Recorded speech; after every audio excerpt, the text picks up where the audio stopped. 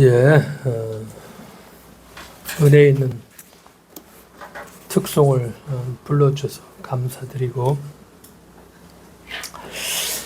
우리가 예수에 대해서 대림절을 맞이해서 말하면서 저번 주에 어떤 가족에 대한 예수님의 생각, 또 보여주신 행동을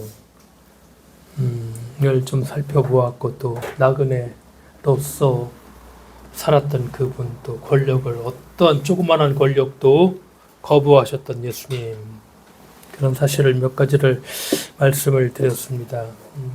우리가 어느새부터인가 이제 확증 편향성이라는 말을 우리는 많이 듣죠. 보고 싶은 것만 보고 듣고 싶은 것만 듣는다. 이 확증 편향성을 더 키우고 확대시키는 그런 것들 우리는 많이 보게 되죠.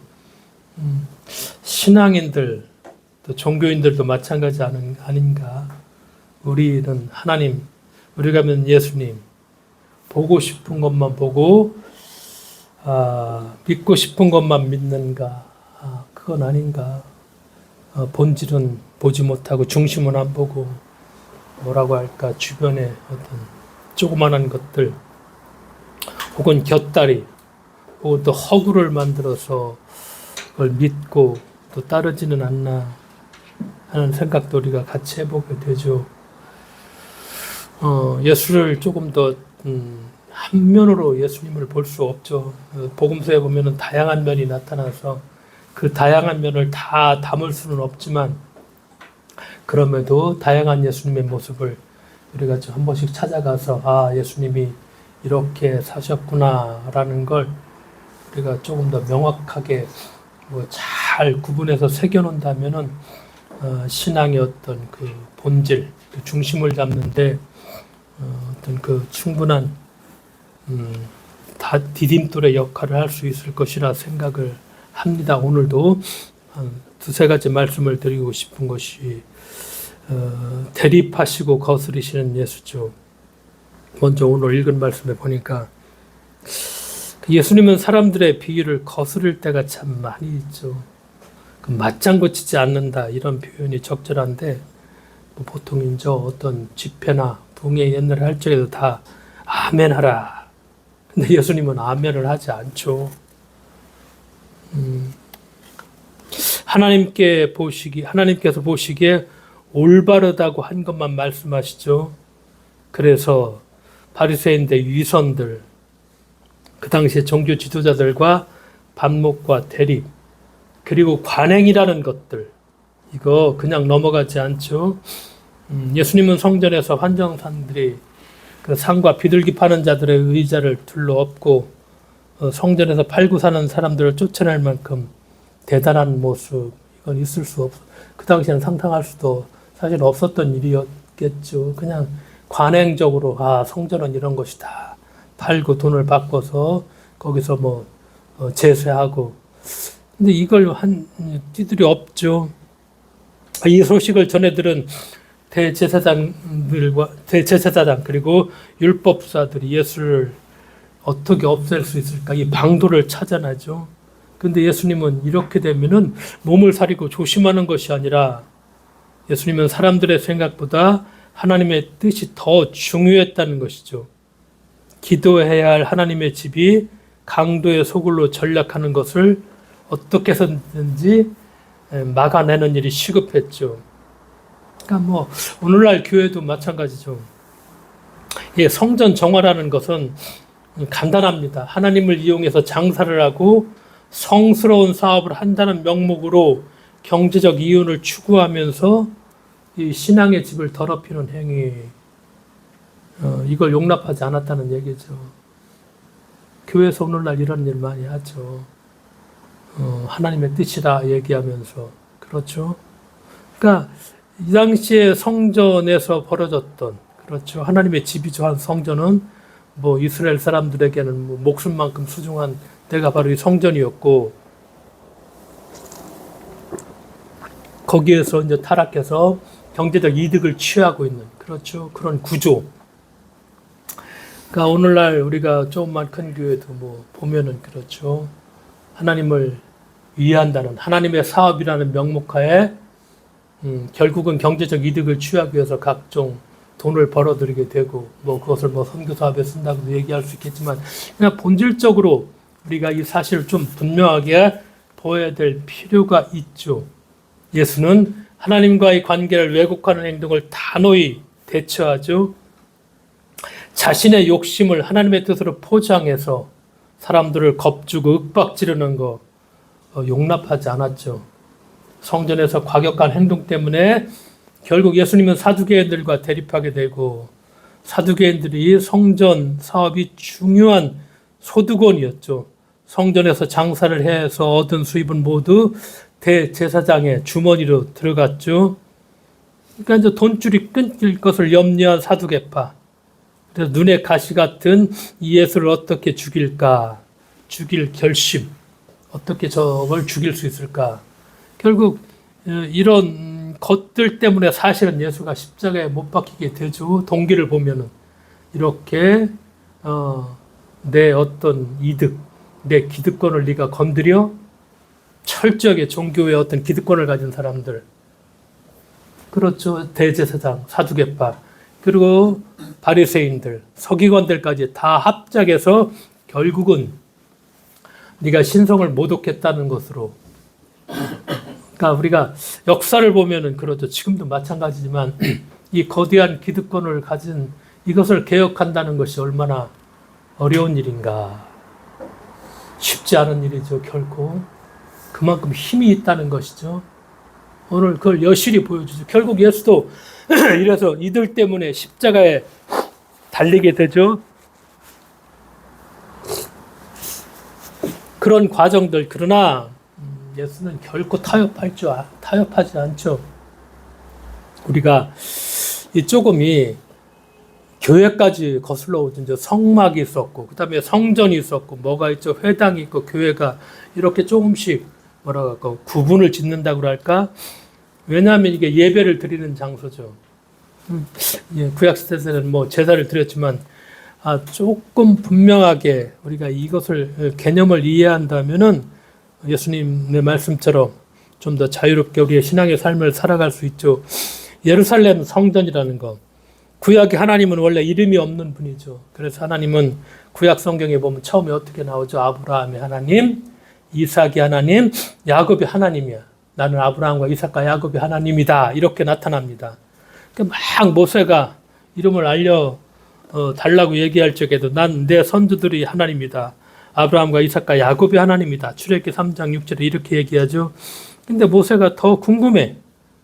더 자꾸 궁금증을 여기에 그치 않게 계속 물어보니까 이제 하나님의 이름을 내가 꼭 알기 원합니다 하니까 하나님은 마침내 자신의 이름을 나는 곧 나다. 소위 말하는 야훼라는 것이죠. 출애굽기 3장 14절에 야훼, 나는 곧 나다. 라는 지극히 당연한 말씀만 하죠. 절대자 유일신에게 나는 나일 뿐, 인간들처럼 고유한 이름이 있을리 만무했죠. 나는 나다. 이렇게 말씀하십니다. 하나님은 또한 땅 위에 이렇다 할 집이 없는 분이었죠. 우리가 아브라함도 하란에서 가나안으로 가죠. 가나안에서 다시 이집트로 가고 거기서 이제 좀 더 나와서 족장들과 이리저리 옮겨 다니는, 마치 야곱이 그렇게 고백하죠. 우리 조상들은 떠돌아다니는 유라민들이었습니다. 이렇게 고백하는 것처럼 이렇게 거처를 옮기면서 다니셨죠. 그러다가 이제 출애굽 시절에 들어서 이스라엘 애굽에서 빠져나와 탈출해서 비로소 광야에서 뭘 만들게 되죠? 성막. 천막 한 채입니다.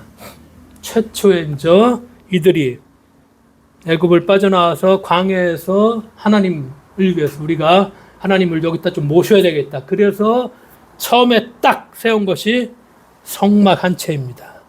이동식 성전이라고도 볼 수 있죠. 왜냐하면 광야에서는 한 군데 머물러 있을 수가 없으니까 여기저기 옮겨 다니니까 이동식 성전인 성막, 초막, 천막으로 성막을 정식으로 집을 짓게 되죠. 그 뒤로 이스라엘에게는 하나님의 거취를 정해진 곳에 마련해 드리는 일이 시대를 초월해서 이제 반드시 풀어야 할 자리, 어떻게 하나님의 집을 마련할 것인가. 그렇죠.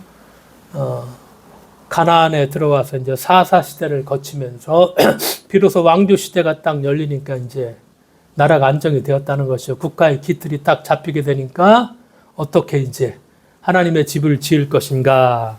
우리가 다윗과 그 솔로몬의 이 과정들을 보면 이게 충분히 이해를 하죠. 근데 하나님은 번듯한 집과는 워낙 인연이 없는 분이어서 성전만 지었다 하면 파괴되기 십상이죠. 이스라엘의 수건사업 누구의 때 이루어지죠? 솔로몬 왕 때 성전이 이루어집니다. 그렇죠. 완성이 되죠. 근데 그게 언제 파괴되죠? 바벨론 때. 완전히 예루살렘 성전이 파괴되죠. 그래서 바벨론 포로로 다 잡혀가게 되고 그들이 다시 돌아와서 다시 누구의 지도 아래 성경에 보면 학계의 지도 아래 제2의 성전이라고 하는 수룹바벨 성전이라고 하는 두 번째 성전을 다시 짓게 되죠. 그게 뭐 하이디 한 BC 한 580년, 538년 요 직후였죠. 근데 이제 그 다음에 조금 더 세 번째로 성전을 좀 더 크게 만든 사람이 누구죠?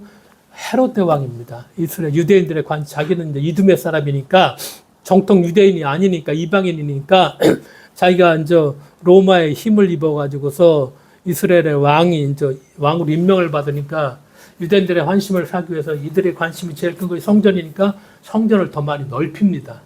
3차 헤롯 성전이라고 얘기하죠. 그런데 이 마지막 헤롯 성전도 언제? AD 66년, 70년. 유다와 누구 전쟁이죠? 로마의 전쟁이죠. 로마의 장군 오도 아케르에 의해서 완전히 예루살렘 세 번째 헤롯이 개축한 성전도 완전히 무너지게 되고 지금은 거의 복원을 할 수도 없죠. 왜냐하면 그 자리에 뭐가 들어와 있죠? 이슬람 대세원, 황금 사원이 자리를 잡고 거기에 버티고 있죠. 딱 하나 남아있는 게 뭐죠? 성전의 잔해로 남은 서쪽 벽. 뭐라고 얘기하죠? 통곡의 벽. 앞에서 하나님께 송구스러운 마음으로 눈물만 철철 질질 짜고 있죠. 다 유대인들이 거기 보면 그 성전 벽에 가서 그냥 오죽했겠어요. 그 벽 하나 딱 남아있는데 지금은 그런 상황입니다. 역사적으로 이것이 이렇게 돼서 이렇게 결국은 지금의 현실은 완전히 그런 상태가 되어버렸죠. 예수 시대 때 13상 이상의 이스라엘 성인 남자들은 예루살렘을 성전을 성지 순례하는 게 의무였죠. 마치 뭐 우리가 보는 이슬람이 메카 순례 꼭 한번 해야 되잖아요. 그런 것처럼 예수님도 성전을 방문했던 적 이게 누가복음에 나오죠. 근데 예수님은 성전을 바라보는 태도나 성전에서 한 일은 기존의 유대인들과 큰 차이가 났죠. 성전에서 상인들을 내쫓고 성전에서 율법사들과 바리새인들과 그 사람들과 논쟁을 벌이며 자신이 하나님의 아들 메시아임을 밝히고 너희 성전은 하나님께 버림받을 것이다. 그리고 말씀하시고 요한복음에 보면은 너희가 어떻게 이 성전을 헐라 3일 만에 내가 다시 세우겠다. 이제 사내들인 재판, 법정에서 재판을 받을 때 예수님을 고발하는 중요한 제시가 바로 이거 성전을 모독했다는 것입니다. 어떻게 성전을 파괴하냐. 네가 3일 만에 성전을 파괴한다고 했는데 이거 있을 수 없는 일이죠. 성전은 이스라엘의 어떤 본거지, 자기들의 중심인데 신성을 모독했다는 것이죠. 이스라엘 백성의 성전은 생명과도 같았습니다. 노예의 땅 애굽에서 젖과 꿀이 흐르는 땅으로 데려오신 분이 하나님이 계시는 곳이 바로 성전이죠. 그리고 거기에 뭐가 놓여 있죠? 언약궤가 놓여 있는 곳. 그러면서 졸거나 쉬지도 않고 이스라엘을 지키시는 분이 사시는 예루살렘 성전. 거기가 예루살렘 성전인데 감히 성전을 허물라. 이 하나님이 계신 지존하시는 곳인데 성전을 허물라. 내가 다시 3일 만에 세울 수 있다. 유대인들의 입장에서는 용납할 수 없다는 것이죠. 그러니까 이렇게 우리가 성전, 그 다음에 바벨론에서 포로로 잡혀온 다음에 이들에게 또 하나는 이제 하나님 말씀대로 살지 못했다 해서 에스라에 의해서 이제 율법에 대한 강조. 그래서 이들이 율법을 가르치기 위해서 세운 학교, 일종의 학교도 그게 뭐라고 하냐, 우리가 아는 것처럼 회당입니다. 바벨론 포로기에 회당을 지어놓죠. 율법 교육을 시키죠. 그러니까 우리가 신약 성경에 보면 주로 예수님은 어디에서 활동하셨죠? 유대교 회당에 참석하셨습니다. 그 회당에서 복음을 전하시고 병자를 고치시니까 쫓겨나시고 비난을 당했고, 누가복음 4장 16절에서 30절에 보면은 예수는 나사렛에서 늘 하시던 대로 회당에 들어가셨다. 성전은 예루살렘에 있고 회당은 여러 곳에 있으니까 예수님은 주로 회당에 들어가셔서 거기서 가르치시죠. 회당 예배는 의식과 교훈적인 부분 두 부분으로 나누게 됩니다. 의식은 우리가 신명기 6장 4절에 쉐마 들으라. 하나님은 너희를 어떻게 사랑하시는가 말씀이죠. 그래서 이스라엘의 신앙 고백과 18조 18개 기도문으로 구성이 되어 있습니다. 의식. 그 다음에 교훈은 그 당시에 성경 율법과 예언서였으니까, 성문서는 뒤에 나오니까 율법과 예언서를 읽고 해설, 오늘날로 말하면 강론하고 설교하는 거, 이렇게 이루어졌죠. 예수님은 초기에 보면은 안식일이면 회당 예배에 참석했죠. 그런데 그 회당 예배에 가서 예배만 조용히 드리고 나온 적은 거의 없었죠. 회당에서 하나님 나라를 선포하고 복음을 선포하죠. 그 다음에 병자와 악령들과 그런 악기 들린 사람들을 고쳐주고, 그래서 회당에서 예수께 돌아오는 것은 홀대와 안식일법을 어겼다는 그런 수차례의 비난이죠. 그러니까 우리가 이제 이 예배 장소라는 거, 예수님의 모습을 보면은 예수님은 회당에서 쫓겨나 일수였었고, 예루살렘 성전을 방문해서는 거기에서 하나님 나라를 선포하고 메시아임을 밝히시고, 그러니까 종교 지도자들 눈에는 눈의 가시 같은 존재였고, 기득권 제도를 혁파했고 기득권을 무너뜨리면서 제도권과는 예수님이 도대체 어울리지 않았다는 것입니다. 이건 분명한 사실입니다. 오늘의 제도권과 어울릴까? 예수께서 제도권 교회에 어울릴 것 같습니까? 예수님이 오신다면은 제도권 교회가 그 당시에 종교 그 기득권을 가졌던 사람들과 제도권 교회가 오늘날 다른 게 있을까요? 우리가 그렇게 예수를 믿는다고 성탄절 막 대림절 준비하고 이제 의식하고 있는데 예수님이 과연 그 교회에 들어가서 예배를 드리실 수 있을까요? 복음서에 보면 예수님이 그렇죠. 보수적인 성향이 없었습니다. 타락한 종교자를 공개적으로 비난하고 기존의 종교 질서가 무너질까 봐 전혀 걱정하지 않았습니다. 전혀 걱정하지 않았습니다. 어떤 추잡한 타협도 통하지 않았습니다. 이건 분명한 사실입니다. 우리가 예수를 볼 적에. 그러면서 예수님이 훌륭한 예배 장소가 어디였죠? 하나님의 창조물은 자연 공간이야. 이게 예배 장소야. 사람들이 모여 있는 사회 한복판. 그게 바로 예배 장소야. 그렇게 가르치시죠. 그렇게 설교하시고 그렇게 말씀하시고, 회당 건물이나 예루살렘 성전에 전혀 연연하지 않았죠. 예수님은 어디서나 하나님에 대해 가르쳤고 놀라운 능력을 베풀었죠. 누군가의 집에서, 우리가 보는 것처럼 호숫가에서, 배후에서, 산에서, 들에서, 길에서 혹은 또 성전 뜰에서 하나님을 드러나는데 따로 가려야 할 장소란 있을 수 없었죠. 교회 건물이라는 게 무엇일까?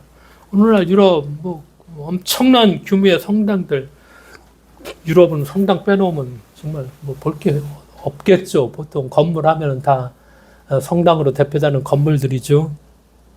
엄청나죠. 단연 베드로 성당이 제일 으뜸이죠. 베드로 성당의 권위에 도전해서는 안 된다. 그러니까 어떤 성당도 베드로 성당의 크기를 넘지 못하게 막아놓았습니다. 이게 권위입니다. 이것도 더 크게 지면 안 되죠. 이스라엘 백성들은 자신들이 하나님을 주변의 어느 신보다 위대하게 생각했고 하나님의 권위를 가시화시키기 위해 거룩한 도시 예루살렘에 엄청난 크기의 성전을 지었죠. 고대는 다 그렇게 생각했죠. 신의 권위가 건물의 웅장함과 온전함에 비례한다고 생각했죠. 유대교의 제도권 종교 지도자들의 눈에 예루살렘 성전에 대한 도전은 곧 기존 종교 질서에 대한 도전이었고 하나님에 대한 불경함으로 비춰졌죠. 그런데 예수께서는 건물의 웅장함이라 그것으로 대변되는 종교 질서의 따위는 모두 부질없는 것이었다. 그러니까 예수님은 뭐라고 얘기하죠? 솔로몬의 화려한 옷도 미천한 창조물인 한 송이 들꽃에 비길 바가 못 된다. 그리스도교 최초의 교회는 예루살렘 교회인데 이건 예루살렘 교회라고 해서 건물이 아닙니다. 우리가 예루살렘 교회하면 안디옥 교회하면 이게 뭐 건물 생각하는데 건물은 없었습니다. 초대교회는 건물이 없었죠. 어떻게? 교인들 집집마다 돌아가면서 예배를 드렸습니다. 다 가정교회였습니다. 그러니까 우리가 이제 교회라는 데 익숙해 있어서 예루살렘 교회 하면 막 건물이 있고 거기에 뭐가 있고 뭐 이렇게 딱 먼저 생각하는데 전혀 그렇지 않습니다. 안디옥 교회도 마찬가지고 건물이 없었습니다. 다 가정교회였습니다. 그러다가 기독교가 언제 로마의 신앙의 자유를 얻죠. 310단 밀라노 칙령에 의해서. 사람들이 모여서 정기적으로 주일을 지낼 주일인 정기적으로 공포가 됩니다. 태양신에 의해 로마의 어떤 그렇죠. 그들의 어떤 주술적인 것과 기독교가 결합이 돼서 로마의 기독교 신앙의 자유를 얻으니까 주일이 정해집니다. 성탄절 25일 날도 전혀 없었다가 나중에 로마의 태양신이 탄생한 날, 그것이 12월 25일로 정해지는 것입니다. 그전에는 성탄절을 지키지 않았습니다. 다 로마에서 신앙의 자유를 얻고 그 다음에 기독교가 정비된 다음에 성탄절 날짜라든가 이런 것이 정해지는 것입니다. 그러니까 신앙의 자유를 얻으니까 주일이 있어. 정기적으로 이제 주일을 지낼 장소가 필요해. 그럴 때부터 이제 어떻게 건물을 지어야 되겠다고 생각해서 건물이 지어지기 시작해죠. 그러니까 우리가 조금 더 이해는 하여간 역사적 이해를 분명하게 하고 있으면은 어떤 신앙의 삶에 있어서 우리가 바른 판단을 할 수 있게 된다는 것이죠. 아브라함을 믿음의 조상처럼 섬기는 우리 그리스도인들은 이스라엘 백성처럼 웅장한 건물을 참 몹시 좋아해. 세계 최초의 교회. 개신교에 우리나라에 있죠.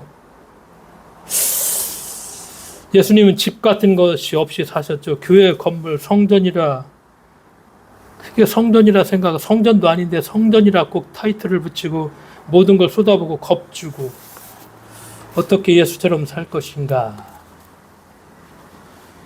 그래서 먼저 우리가 성탄절을 맞이하고 예수를 생각하면서 성막이 있었고 성전이 있었고 회당과 교회로 이어지는 이런 관계 속에서 예수님은 어떤 태도를 가지셨는가, 어떻게 말씀하셨는가를 정확하게 이해하는 것은 꼭 필요하겠다 말씀이죠.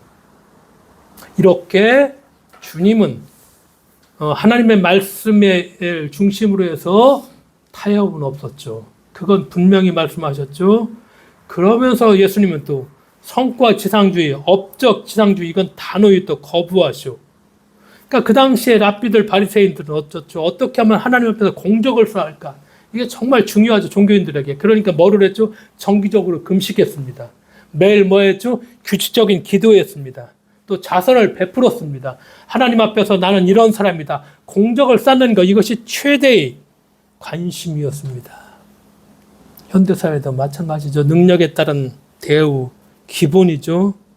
그런데 예수는 능력에 따른 능력 지상주의를 단호하게 거부하셨다는 것이죠. 그러니까 예수님의 관심은 잘난 사람들, 똑똑한 사람들, 부자들 이런 사람들보다는 우리가 복음서에 보면은 죄인들, 가난한 사람들, 병자들, 사회에서 멸시를 받고 권리를 박탈당한 사람들, 아무런 능력을 보이지 못한 사람들에게 관심을 보이셨다는 이건 분명하죠. 그렇게 하셨으니까 금식하고 규칙적인 기도하고 자선을 베풀고 하나님의 뜻에 맞게 올바르게 살아간다. 그래서 그것을 자신의 자부심으로 느끼는 바리새인들, 어떤 의미에서 많은 신앙인들이 추종해야 될 그런 모습이기도 하지만, 그러나 예수님은 이것을 과감하게 위선이라고 공격하시죠. 들춰내시죠. 능력주의와 성과주의를 깨뜨린 포도원 주인의 비유를 우리는 비유가 하나 잘 알고 있죠. 마태복음 20장 1절에 16절에 보면은 주인이 인력시장에 일꾼들을 데려오는데, 예를 들어서 9시, 12시, 3시, 5시. 근데 시간에 구애를 받지 않고 똑같은 돈을 주니까 9시에 온 사람들이 막 불만을 했더니, 무슨 얘기냐. 난 9시에 와서 있는데 어떻게 저렇게 3시에 온 사람하고 똑같이 한 데리론 이렇게 똑같이 두느냐. 우리가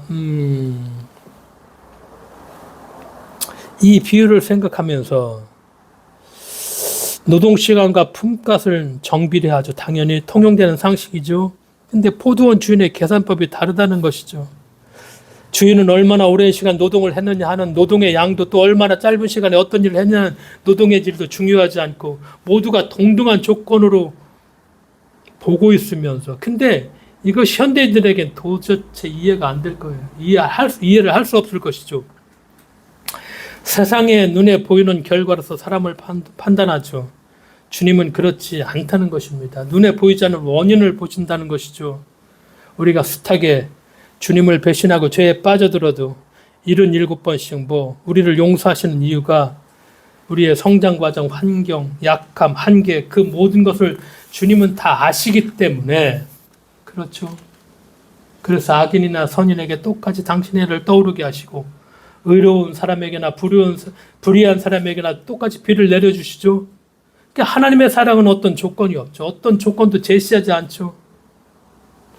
선한 포도밭 주인이 비유해서 우리는 하루 종일 시장터를 배회하는 사람들을, 무능력한 사람들을 바라보지만, 주님은 오히려 하루 종일 선택받지 못한 사람들의 그 아픔, 이걸 보니까 똑같은 임금을 줄 수 있다는 것입니다.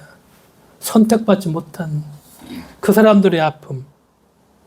누가 이 아픔을 보는가? 이거 보지 않죠. 성과와 능력만 보죠. 근데 이 주님은 이걸 보신다는 것입니다. 합리적인 정당성을 내세워서 노동의 대가를 당연히 따지지만, 주님은 그들 삶의 처지를 헤아리시고 똑같이 한 대리론에 일용할 양식을 주신다는 것이죠. 우리는 수없이 사람들을 심판하고 손가락질을 하지만, 주님은 그 사람의 원천에서 창조의 아름다움을 보신다는 것이죠. 그러니까 우리가 어느새 성과 지상주의, 업적 주장에 완전히 매몰돼서 합리성이 결여되려면 도대체 우리가 이해를 할 수가 없죠. 그러니까 이 비유를 수백 번 읽어보면 이해가 안 되죠. 왜냐하면 우리가 합리성, 성과, 능력 이걸 걷어치우고서 이거 좀 다른 눈으로 봐야지 이것을 그러니까 이해가 되고 받아들일 수가 있죠. 주님의 마음을 이해할 수 있다면 선택받지 못한 사람들의 아픔, 그렇죠? 능력 없는 사람들을 사랑하시고 보듬어 주시는 하나님의 그 조건이 없는 사랑, 우리에게 이런 마음이 있어야지 이것을 볼 수 있는 그런 눈이 좀 열릴 수가 있죠. 주님은 그들을 그렇게 보신다는 것이죠. 그래서 성과와 업적만을 내세우는 어떤 우리가 그런 데만 매몰되어 있다면은 우리가 이 주님의 모습에서 참 많이 멀어질 수도 있겠다. 그런 생각을 하게 되죠. 짧게 한 가지만 더 말씀드리겠습니다. 주님은 다정다갑 하시다는 것입니다. 하인의 빌, 그리고 아무 말도 하지 않았다. 하인의 빌이 있었죠.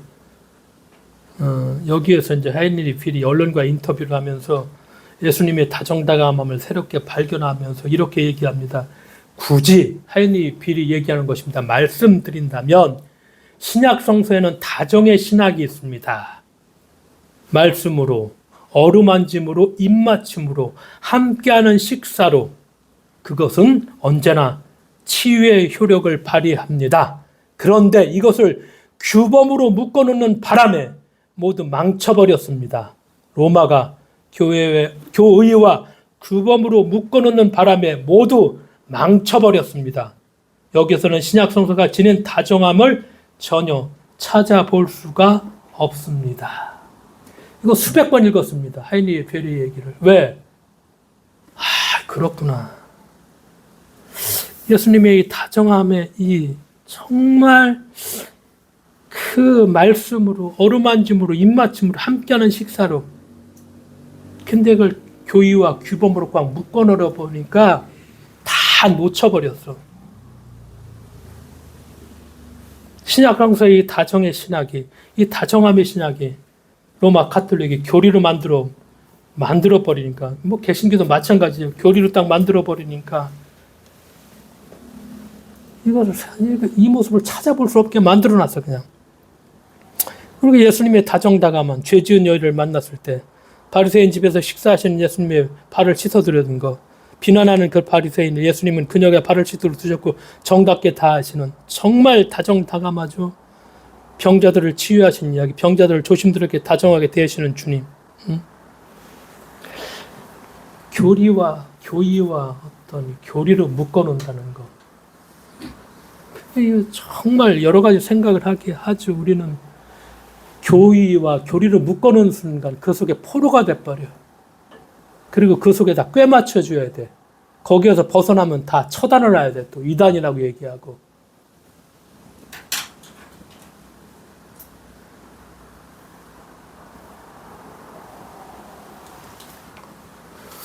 우리가 비난하는 사람들을 예수님이 비난하셨을까요? 오늘날 그냥 뭐 떠오르는 얘기 중에 하나도 차별을 받는 사람들, 예수님은 똑같이 차별하셨을까요?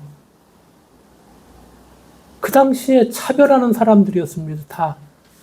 이 여자들 이거 다 손가락질하는 사람들이었습니다. 누가 만났죠? 예수님은 만나고 치유하고 희망을 줬고, 근데 교회는 비난하고 정죄하고 처벌하려고 하고, 진짜 거대한 악은 건드리지도 못하고 거기에 같이 교회가 기생하면서 기득권을 누리려고 하고. 그래서 그 예수의 모습을 우리가 좀 제대로 좀 알아야 되겠다. 정말 다정하신 분이죠. 보면은 귀가 멀린 말을 못하는 사람들의 두 귀에 손을 넣으시고, 손 매우 민감한 부분이죠. 말로서 수태게 상처 입은 그의 귀를 다정하게 만져주시고, 사랑스럽게 어루만지며 상처 주는 말에는 귀 막아주시고, 사랑과 관심의 말에는 다시 귀를 열어주시고, 그렇죠. 말 못한 남자의 침을 발라주셨는데, 하인우의 비열 말대로 그 행위가 입맞춤일 수가 있죠. 침을 발라주셨다는 거. 예수님은 당신의 혀로 말 못하는 사람이 혀를 풀어주셨죠. 그리고 고개를 들어 하늘을 보셨고, 사랑스럽게 어루만지시면서 문이 닫힌 그의 머리 위로 하늘을 열어주셨죠. 예수님도 한숨을 쉬시죠. 아픈 사람과 고통을 함께 나누고 치근한 마음을 가지셨죠. 남녀를 가리지 않고 모두에게 다정다감하셨죠. 18년 동안 등이 굽은 채로 살아온 여인에게 다정하게 손을 얹으시고, 12년 동안 혈류병을 앓은 여자가 예수님의 옷에 손을 댄 일이 있었죠. 유대인들의礼儀, 법에 따르면 그렇죠. 하혈하는 여인 단연히 부정타죠. 불결하죠. 손길 닿으면 안 되죠. 닿지 말라고 그랬죠. 그러나 예수님은 머뭇거리지 않고 그녀의 병을 치유해 주시고 그녀의 용기를 칭찬해 주셨죠. 마가복음 8장 23절에 예수님 맹인의 손을 잡고 마을 밖으로 데려가 눈에 침을 바르고 손을 얹은 다음 무엇이 보이느냐 하셨고, 침은 뭐죠? 되게 정답고 어머니 같죠. 아기가 다치면 동서양 가릴 것 없이 옛날에 어땠죠? 엄마가 침을 발라주며 다 나을 거야. 이 모습입니다. 다정다감하신 사랑을 주시죠. 눈먼 사람이 제대로 보지 못하다 눈에 한 번 더 손을 얹으셨죠. 주님은 하나님의 치유력뿐 아니라 당신의 사랑까지 손을 통해 흘러 들어가게 하셨습니다. 그렇죠. 예수님은 어떤 이념이나 원칙을 내세우지 않았죠. 마음 가는 대로 사람을 만나셨죠. 근데 하인리의 비엘 얘기처럼 사람들은 뭘 내세우죠? 규범과 규정을 내세우며 핑계를 대고 있다고 하인리의 비엘이 꼬집고 있습니다. 예수님의 이 다정다감함을 본받지 않으려고 애써 딱딱한 규범과 규정을 딱 내세워서 이거 본받지 않으려고 하고 교리 속에 묶어버리죠. 그래서 다시금 우리가 이 성탄절을 기다리면서 그냥 의례적으로 교회가 달력에 정해놓은 대로 그냥 하는 건 의미가 없죠. 예수를 제대로 알지 못하고 뭐 준비하고 해봤자 어떤 예수를 우리가 보고 있는가. 다정하고 열린 공동체, 너그럽고 관대한 공동체, 성숙하고 다정다감한 한 사람 한 사람, 쇠폐에 지친 사람들을 너나 할 것 없이 앞다투어 달려올 수 있는 그런 공동체 교회. 이것이 정말 교회가 할 일이겠죠. 다정다감한 사람으로 더불어 살 수 있는 우리들, 오늘도 예수님은 말씀에, 하나님의 말씀에 기초해서 대립하시고 거스리시기도 하고 성과 지상주의나 능력주의, 이거 예수님의 원칙 아니죠. 조건 없는 하나님의 사랑이죠. 아픔과 슬픔을 보시는 주님이고 다정다감하신 예수님. 그러니까 우리에게 또 한번 우리가 종교인으로 머물 것인가, 하나님 앞에서 신앙인으로 살 것인가를 예수님은 오늘도 우리에게 묻고 있음을 우리가 기억해야만 하겠습니다. 기도하겠습니다. 하나님 아버지 감사드립니다. 이 대림절에 복음서에서 보여주셨던 예수님을 정말 바로 우리가 만나고 이해하고 그 예수님을 따라가는 저희들 될 수 있도록 주께서 동행해 주실 것을 믿으며 예수님의 이름으로 기도드리옵나이다. 아멘.